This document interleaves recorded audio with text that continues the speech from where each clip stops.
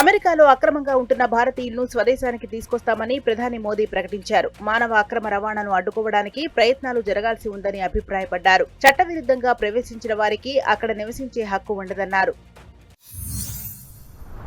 అక్రమ వలసదారుల ఏరివేతలో అమెరికా అధ్యక్షుడు ట్రంప్ దూకుడు పెంచారు. ఇప్పటికే 104 మంది భారతీయులను ట్రంప్ వెనక్కి పంపారు. ఈసారి 100 మంది వలసదారులను రెండో బ్యాచ్ కింద స్వదేశానికి పంపే పనిలో పడింది. వీరందరినీ 2 ఆర్మీ విమానాల్లో తరలిస్తోంది. రేపు అమృత్సర్ చేరుకోనున్న విమానంలో 180 మంది తరలిస్తున్నట్టు తెలుస్తోంది.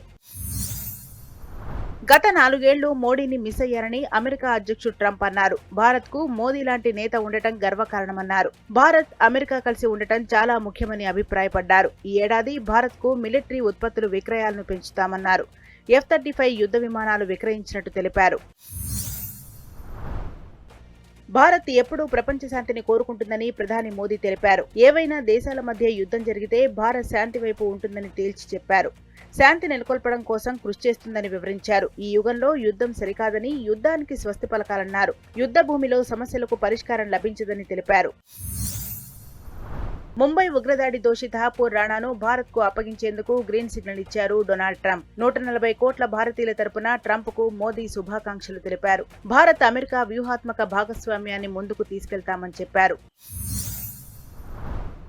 ట్రంప్ ఆదేశాలతో అక్రమ వలసదారులపై అధికారులు ఉక్కుపాదం మోపుతున్నారు. వెనిజులా వలసదారులను గ్వాంటనామో బేలోని ఓ నిర్బంధ కేంద్రంలో ఉంచారు. వీరంతా ఇమిగ్రేషన్ అండ్ కస్టమ్స్ ఎన్ఫోర్స్మెంట్ కస్టడీలో ఉన్నారని ట్రంప్ సర్కార్ చెబుతోంది. అమెరికా ఆరోగ్య మంత్రిగా కెన్నడీ ప్రమాణ స్వీకారం చేశారు. ట్రంప్ సమక్షంలో ఆయన బాధ్యతలు స్వీకరించారు. హెల్త్ మినిస్ట్రీకి రాబర్ట్ కెన్నడీ ఎంతవరకు అర్హుడనే అనుమానాలు వ్యక్తమవుతున్నాయి. కోవిడ్ సమయంలో వ్యాక్సిన్ల వల్లే ఆటిజం వస్తుందని కాంట్రవర్సీ కామెంట్స్ చేశారు. అమెరికా అధ్యక్షుడు ట్రంప్ కీలక నిర్ణయం తీసుకున్నారు. దిగుమతి సుంకాలకు సంబంధించి ఆయా దేశాలతో సమానంగా టారిఫ్లు విధించే ఉత్తర్వులపై సంతకం చేశారు. అమెరికా ఉత్పత్తులపై వివిధ దేశాలు ఎంత మొత్తంలో దిగుమతి సుంకాలు విధిస్తున్నాయో అంతే మొత్తంలో ఆయా దేశాల ఎగుమతులపై దిగుమతి సుంకాలు విధిస్తామని స్పష్టం చేశారు. బ్లెయిర్ హౌస్ లో టెస్లా సీఈఓ ఎలాన్ మస్క్ తో ప్రధాని మోదీ సమావేశమయ్యారు. ఇండియాలో టెస్లా ఎంట్రీ, స్టార్లింక్ ఇంటర్నేషనల్ సేవలపై సమర్పించారు. తర్వాత అమెరికా జాతీయ భద్రతా సలహాదారు మైక్ వాల్జ్ తో మోదీ సమావేశమయ్యారు.